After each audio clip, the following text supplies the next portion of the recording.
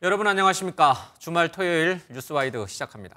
총선 이제 20일도 채 남지 않으면서 여야 모두 경랑 속의 한 주를 보내는데요. 이제 11일 앞으로 다가왔죠. 공식 선거운동이 시작된 첫 주말 총선 열기도 한층 달아오르고 있습니다. 한 주간 있었던 정치권 소식 네 분 모시고 자세히 짚어보도록 하겠습니다. 송영훈 국민의힘 중앙선대위 대변인, 장윤미 더불어민주당 법률위 부위원장, 차재원 부산가톨릭대 특임교수, 최수영 전 대통령직 인수위 전문위원과 함께합니다. 어서 오세요. 안녕하십니까? 네. 예, 먼저 전체적으로 총선이 열 하루 남았기 때문에 또 이제 다음 주에는 사전 투표도 시작이 되고요. 그동안 저희들이 판세 분석을 쭉 꾸준히 해오고 있는데 이번 한 주를 겪으면서 또다시 어떤 변화가 있었는지 우리 네 분들은 또 어떻게 한 주간 정치 이슈들을 보면서 전체 판세에 미치는 영향을 어떻게 해석했는지 좀 궁금해집니다. 우리 앞에 OX 있으니까 OX 한번 하시죠, 뭐. 갤럽 여론조사도 나왔고 여러 가지 지표들도 좀 있습니다만은 먼저 이 야권이 이제 조국혁신당 포함입니다. 전체적으로 200석을 가져갈 수도 있다. 압승을 할 것이다 이런 얘기들도 있고요. 국민의힘이 100석을 넘기기도 힘들지 않느냐 이런 얘기들이 이제 공공연하게 떠돌고 있습니다. 뭐 사실관계는 잘 확인하기는 어렵습니다만은 이제 네 분의 정치 감을 통해 가지고 그런 얘기들에 대해서 어떻게 생각하는지 보겠습니다. 자, 야권이 이번 총선에서 200석에 가까운 그러니까 거의 개헌선까지도 가능할 거다라고 생각하시면 오를 들어주시고요. 그건 너무 과한 전망이다. 뭐 과반까지는 모르겠지만 그렇게까지 압승하기는 어려울 것이다. 이렇게 생각하시면 O, X를 좀 들어주시기 바랍니다. 자, 야권이 전체적으로 200석 가까이 가능하다. O, 아니다. X. 이거는 다 X를 들었네요. 그럼 시중에 떠돌고 있는 야권 200석 압승론은 네 분은 적어도 동의하지 않는 거네요. 그렇죠? 먼저 우리 차 교수님부터 좀 들어볼까요? 왜 X라고 보십니까? 아직까지 뭐 지금 그 공식 선거 운동이 아직 상당히 남아있기 때문에 막판 변수가 상당히 많이 있을 수 있다. 예. 특히 지금 뭐 야권이 상당히 약진하는 것처럼 보이지만 우리가 오늘 방송에서 이야기할 여러 가지 주제 중에 하나들이 사실 야권의 리스크를 대변하는 그러한 요소들이 꽤 많지 않습니까? 예를 들면 지금 뭐 민주당 후보들의 부동산 투기 의혹도 있고요. 그리고 또 조국혁신당의 비례 1번 같은 경우는 지금 정가내용 논란에 휩싸여 있고 이런 부분들이 상당히 지금 야권의 약진세를 어떻게 좀 상당히 좀 어떻게 좀 제어하는 역할을 할 가능성도 저는 좀 있다고 생각을 하기 때문에 뭐 야권이 전반적으로 상당히 우세한 건 맞지만 200석 가까이 소위 말하는 절대의석까지 가기는 아직은 상당히 리스크가 많다는 생각이 듭니다. 그럼 몇 석 정도 예상하세요? 과반은 넘을 거라고 보시나요? 예, 저는 뭐 민주당의 단독 과반을 조심스럽게 예측하는 이야기를 여러 번 했습니다. 네, 170석 얘기도 나오던데 뭐 일단 단독 과반은 가능할 수 있을 거라고 봅니다만 네. 뭐 그 구체적인 의석까지는 제가 이야기하기는 좀 주제가 넘지 않나 지난 총선에서 생각이 민주당이 180석 얻었으니까 예. 그거보다는 많을까요, 적을까요? 글쎄요. 예상을 해보자면. 그거 뭐 잘하면 그 언저리까지 갈 수 있지만 네. 일단 뭐 지금 국민의힘이 사실은 지금 상당히 이제 잘해야 되는 측면이 있는데 이와 관련해서 저는 가장 주목할 변수가 결국 대통령 변수가 아닐까 하는 생각이 듭니다. 예. 대통령께서 만약에 이 지금 남은 선거 기간 동안에 국민들에게 뭔가 좀 변하는 모습을 어떤 식으로든 뭐 정치 퍼포먼스든 어쨌든 그런 모습을 보여준다고 한다면 국민의힘도 나름대로 기사회생할 수 있는 기회는 여전히 있다는 생각도 듭니다. 예. 우리 송 변호사님, X, 그러니까 야권이 그렇게 200석 가까이 가져가는 거는 국민이 허락하지 않을 것이다. 이렇게 보시는군요. 그렇죠. 저는 기본적으로 우리 국민들께서요 굉장히 위대한 균형 감각을 갖고 계시다 그렇게 믿습니다. 지난번 총선 때 이제 역대 총선에서 없었던 유례없던 실험을 해보지 않았습니까? 그 민주당 180석이라고 하는 전대미문의 총선 결과가 있었는데요. 그렇게 하고 나서 4년 동안 사실 우리 국회가 제 역할을 했는가, 정말 민생을 돌보고 입법 권력을 국민을 위해서 사용했는가라고 하는 부분을 돌아보면은 사실 그렇지가 못합니다. 네. 그 부분을 국민들께서 냉정하게 평가를 해주실 거라고 믿고요. 그다음에 지금 야권에서 공공연하게 이렇게 200석을 말씀하시는 분들이 있는데 그것 자체가 대단히 국민들께 오만하게 보일 겁니다. 예. 그래서 마치 선거 다 이겨놓은 것처럼 그렇게 행동하는 것에 대해서 특히 중도층 유권자들께서 좋지 않게 보실 것이고 그런 부분들이 결국에는 그 최종 그 투표 결과로 나타날 것이다 이렇게 보기 때문에 네. 야권 200석은 저는 실현 가능성이 매우 희박한 이야기라고 봅니다. 일당은 민주당이나 야권 쪽, 그러니까 민주당이죠 뭐. 일당은 민주당이 한다는 것은 동의하세요? 아직 모르는 거죠, 그건. 아, 왜냐하면 그것도? 그렇습니다. 왜냐하면 선거는 결국엔 투표로 완성이 되는 거고요. 그리고 저희가 뭐 오늘 정당 지지율도 살펴보겠습니다만은 지금 국민의힘의 정당 지지율은 이번 주에 좀 반등을 했고 예, 예. 네. 야권 전체로 보면은 그 민주당과 조국혁신당을 합한 정당 지지율은 지난주와 이번 주 변화가 없습니다. 그런 흐름으로 봤을 때 남은 기간 동안 그 국민의힘 후보들이 전국에서 최선을 다해서 낮은 자세로 국민들께 그 다시 한번 믿고 예. 맡겨달라는 호소를 하게 되면은 네. 그 부분에 있어서 또 많은 반향이 있을 걸로 그렇게 기대합니다. 그러면 국민의힘에서는 계속 양 정당 모두 자체 판세 분석 결과들을 예측 조사들을 내놓고 있는데 몇 석 정도 얻으면 그래도 이번 선거 잘했다라고 여길 수 있는지요? 그거는 정말 민심은 천심이기 때문에요. 네. 최선을 다하고 진인사 대천명으로 하늘에 맡겨야 되는 것이죠. 그리고 선거 판세는 사실 어제 다르고 오늘 다르고 내일 또 달라질 겁니다. 어제만 해도 이제 또 이종섭 대사가 자진 사임을 하시지 않으셨습니까? 예. 그렇기 때문에 지금 국민의힘은 그래도 선거에 부담이 될 수 있는 있을 만한 요소들은 계속 당의 건의에 따라서 이런 부분들이 정리가 되고 민심에 맞게 움직이고 있습니다. 그런 부분들이 하루하루 쌓여가고 있기 때문에 오늘 시점에서 어떤 판세를 단정하는 것 크게 의미가 없다고 보고요. 아직 예. 네, 여러 그렇습니다. 하루가 노력을 최선을 다할 뿐입니다. 많이 시간이 남았다라고 보시는 것 같아요. 장 위원장님. 저는 200석이라는 건 전망치가 아니라고 생각해요. 국민들께 호소 드리는 겁니다. 목표치다. 예, 민주당이 200석을 가지면 어떤 변화가 국회에서 생기는지를 말씀드리는 겁니다. 탄핵 얘기는 저는 뭐 동의하지 않고요. 다만 대통령께서 여러 번의 거부권 행사했죠. 국회 입법권을 사실상 무력화했습니다. 간호사법 제정이 그랬고요. 또 김건희 여사 특검법이 그랬습니다. 그렇다면 간호사법 제정도 지금 이런 의료 대란이 있을 때 원래 여권에서 지금 다시 추진한다는 거 아닙니까? 이게 앞뒤가 안 맞는 측면이 있죠. 이렇게 정책을 세밀하게 미리부터 준비했다면 지금 여당에서 대통령이 거부권을 행사한 간호사법 제정안 다시 이렇게 꺼내들 이유가 없는 겁니다. 네. 그리고 김건희 여사 특검법도 마찬가지죠. 사실 대통령은 당사자 지위에 계시다고 보는 게 맞을 테니까요.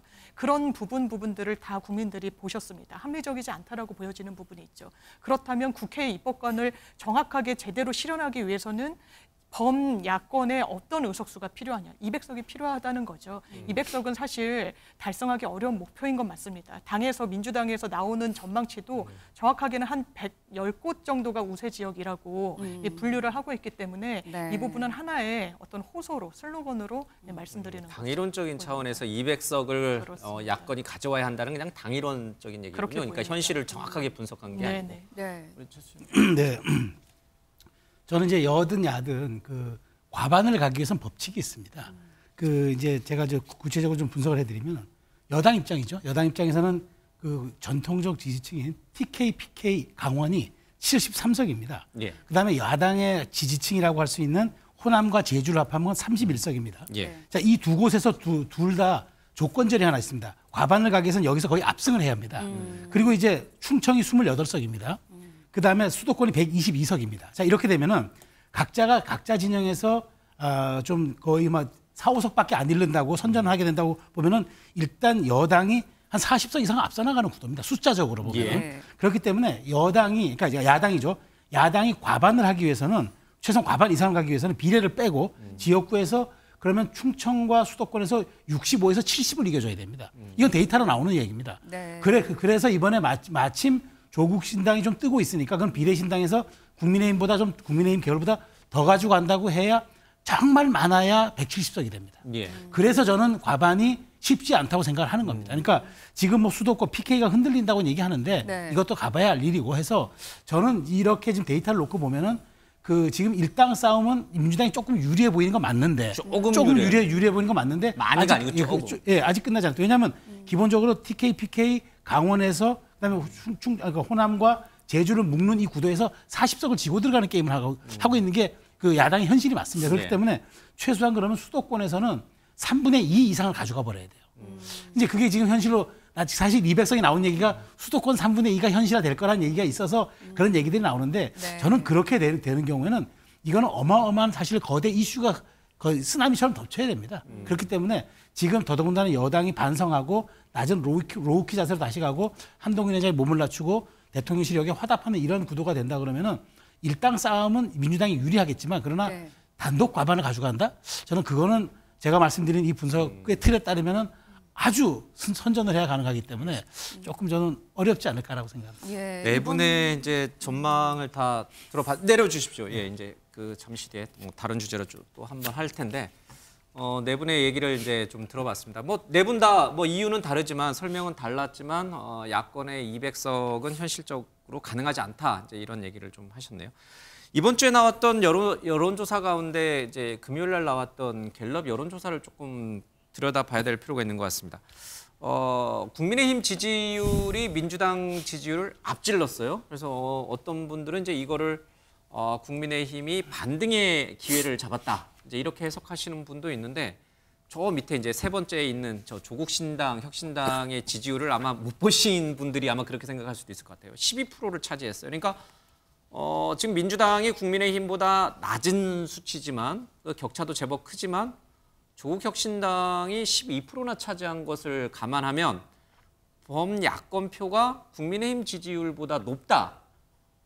그래서 여전히 정권 심판론이 지금 현 정권에 대해서 안정적인 어떤 지지를 보내야 된다는 논리보다는 또 우세하다. 이제 이렇게 해석하는 분들이 있더라고요. 어떻게 좀 특이점을 좀 보고 어떻게 다르게 생각하십니까? 저는 이제 사실 저도 뭐 이렇게 여론 흐름을 분석하는 일을 하고 있지만 예. 실질적으로 지금 이 시점에서의 정당 지지율은 저는 큰 의미가 없다고 봐요. 저 지지율은 의미 없다. 예, 왜냐하면 저희가 정확하게 말씀드리면은 지난번 강서구청장 보궐선거 때 그 당시 갤럽 조사 기준으로 그 투표일 직전 주가 아마 제 기억에 37대 37이었을 거예요. 예. 양당 다. 근데 의석수는 어떻게 차이? 그 의석수란다. 그 득표율 차이는 17.5% 차이 났잖아요. 그렇기 때문에 정당 지지율보다는 사실은 지금은 또 정당 지지율을 뭘 봐야 되냐면 지금은 후보군이 254개 지역이 있잖아요. 예. 그러니까 각각의 후보 경쟁력을 정당 지지율에 단순 합산하기가 좀 어렵다는 얘기죠. 그 점을 감안한다 그러면은 지금 우리가 봐야 될 지표는 대통령에 대한 국정 지지율이 사실은 맞아요. 그런 측면에서 아직은 국정 지지율이 조금은 이제 상승이 되긴 했으나 네. 그럼에도 불구하고 아직도 여전히 부정평가가 높은 거는 여당이 아주 악재죠. 그래서 저는 긴급히 여당이 지금 황상무 사퇴, 이종섭 사퇴, 그다음에 아직 의협 갈등은 어떻게 될지 모르지만 예. 그 부분도 저는 가능성이 있다고 봐요. 그래서 지금 이런 구도, 그러니까 말하자면 대통령의 국정 지지율에 대한 부정평가가 다운되지 않는 한, 아래로 그 말하자면 내려가지 않는 한 이게 지금 굉장히 불리한 구도이기 때문에 저는 지금의 정당 지지율에 너무 집착할 필요는 없다. 오히려 이거는 그냥 참고 보조 지표에 불과한 거고 우리가 주목해봐야 할 것은 저는 대통령의 국정 지지율을 봐야 한다고 말씀드립니다. 예, 대통령 지지율은 30%대에 계속 머물고 있어요. 그렇죠? 조금 하향 추세되긴 합니다만은 뭐 큰 폭으로 지난 전주보다 떨어지진 않았고. 저는 40%대까지는 가야 한다고 생각합니다. 올라와야 된다. 네, 치고 네, 올라와야 네. 된다. 네. 예. 어떻게 보셨습니까, 장 부위원님? 저는 일단 말씀에 상당히 공감이 됩니다. 당 지지율이 후보 경쟁력과 연동되어 있지 않죠. 동기화되어 있지 않습니다. 그러니까 당의 지지율은 높아지더라도 이 지역구에서는 열세인 그런 지역구들이 그래서 나오는 것이거든요. 그렇다면 이 지표에서 유의미한 거는 저는 조국혁신당이라는 이 제3지대의 신당이 두 자릿수의 당 지지율을 얻었다는 데 있다라고 생각이 듭니다. 예. 종전에는 사실 비례해서 조국혁신당을 지지하겠다라는 여론이 우세했지만 이제는 3위로 올라서고 있거든요. 그렇다면 이 부분이 어떤 걸 의미하느냐. 강성 지지층 일부가 조국 정치인을 지지한다? 그렇지 않습니다. 중도층이 어느 정도 이 부분에 대해서 응원 그리고 찬성의 메시지를 보내고 있는 거라는 생각이 듭니다. 그러면 조국혁신당이 어떤 슬로건을 내걸고 있느냐. 검찰의 독재 정권 조기 종식시키겠다. 김건희 여사를 법정에 세우겠다. 지금 이러고 있어요. 네. 어떻게 보면 민주당이 선뜻 역풍을 우려해서 이야기하기 어려운 슬로건들일 수도 있습니다. 이런 부분이 어느 정도 유권자들과 공명감을 나타내고 있다. 이 부분은 전 여권의 부담이 된다고 생각이 듭니다. 예. 네, 이 부분은 어떨까요? 이제 수도권을 잡아야 한다. 선거 판세를 움직이려면 이런 말씀을 앞서서 해주셨는데 차재현 교수님 지금 많은 예측들로는 이제 민주당이 뭐 과반 이상이나 뭐 일당을 점치는 결과들도 많이 나오고 있는데 만약에 민주당이 과반을 하더라도 지역구 차원에서 이재명 대표의 지역구에 대한 그 결과도 굉장히 중요해지지 그렇죠. 않겠습니까? 예. 그 결과에 따라서 민주당이 이겼다고 볼 수 있을지. 근데 이 부분은 어떻게 민주당이 좀 상당히 만약에 약전을 해서 단독 가반을 하는 상황이라고 한다면 네. 제가 생각했을 때는 개항을 해서 질 수 없는 구조죠. 사실은. 만약에 지금 개항을 해서 만약에 지는 구도가 만약에 그런 식으로 선거 판세가 흘러간다고 한다면 네. 그거는 수도권 전체적으로도 민주당이 상당히 어려운 상황으로 갈 수밖에 없다는 민주당이 것이거든요. 과반을 얻으면 당연히 인천 될 수밖에 계양을도 없는 이길 예. 것이다. 지금 예. 상황으로서는 접전으로 나오고 뭐 접전으로 있습니다만. 온다 하더라도 네. 그러니까 전체적으로 판세 자체가 민주당이 약진하는 분위기라고 한다면 예. 사실은 어떻게 보면 각 지역별로 선거를 하고 있습니다만 이 지금 이 인물 경쟁력도 분명히 있지만 소위 말해서 정당에 대한 선호도 분명히 있는 것이거든요. 그리고 또 이 지금 그거보다도 더 큰 문제가 그러니까 선거를 어떤 구도로 바라보느냐. 소위 말하는 민주당이 지금 약진하는 구도 자체가 정권 심판론이잖아요. 네. 정권 심판론이라는 측면이 있는 것이고, 그리고 사실은 민주당이 지난 공천하는 과정에서는 상당히 전망이 불투명하고 좀 비관적이기까지 했잖아요. 예. 그런데 그러한 분위기들이 사실 바뀐 것이 제가 생각할 때는 조국 혁신당의 대두거든요. 저는 사실 조국 혁신당이 처음 나왔을 때만 하더라도 저는 상당히 야권 전체적으로 좀 비관적으로 봤어요. 많은 사람들이 지금 이 조국 혁신당이 민주당 표를 갖고 가서 소위 말 제로섬 게임을 하는 것이 아닐까. 그렇다고 한다면 야권 전체적으로 뭐 그러니까 더하고 보태면 제로라고 생각할 거라고 생각했지만 저는 사실은 그런 부분들이 오히려 마이너스 섬이 될 가능성이 높다. 만약에 합치면 좀 더 줄어들 거라고 봤어요. 왜냐하면 소위 말하는 그 조국 사태로 인한 그러니까 내로남불과 위선의 문제가 다시 또 제기되면 조국의 강을 다시 다시 또 건넌다. 이런 비판에서 빠지면 또 잘 그런 부분들이 상당히 그러니까 민주당한테도 저는 불리할 거라고 봤는데 그런데 제 예상과는 달리 지금 조국 혁신당이 엄청나게 앞서가잖아요. 지금 아까 그 예. 정당 지지율 표를 한번 다시 봐주시면요. 네. 이거 완벽하게 일종의 플러스 썸이 되고 있는 거예요. 그러니까 이 양당의 지지율을 합치면 그 이전보다 지금 보세요. 지금 그 파란 선이 지금 민주당 선이었잖아요. 그 이전에는 국민의힘이 지고 있었는데 조국 혁신당이 오고 난 뒤에 두 개를 합치면요 41%가 돼요. 이제 완벽하게 야권에 앞서가는 구도가 됐거든요. 그런데 왜 그럼 조국 혁신당이 이렇게 떴느냐? 결국은 지금 윤석열 정권에 대한 심판 이런 부분들이 사실 민주당의 사천 논란에서 잠시 가려져 있던 것이 그 부분에 대한 국민들이 맞다. 지금 조국 혁신당이 뜨면서 이 소위 말하는 검찰 개혁을 내치고 이 윤석열 정권의 검찰권 행사의 불공정성 이런 부분들 강하게 공격한 부분면서 많은 사람들이 맞지 그렇다고 한다면 내가 조국 혁신당 찍기 위해서라도 투표장 가야 되고 투표장 가면 같은 값이면 좀 더 비판적인 지역구 투표도 민주당을 하겠다는 그러한 이 심리가 저는 지지율로 나타나고 있는 것이 아닐까라는 생각이 듭니다. 조국 혁신당 얘기는 뭐 잠시 뒤에 조금 더 자세히 하도록 하고요. 그 지금 나온 이 갤럽 여론조사에서 한두 가지만 더 좀 짚어보겠습니다. 송민아 선생님, 지금 대전, 세종, 충청에서 국민의힘 지지율이 많이 올라가고 민주당 지지율이 떨어졌어요. 또 반면에 불경, 부산, 울산, 경남 지역에서는 양당의 지지율 격차가 많이 좁혀졌어요.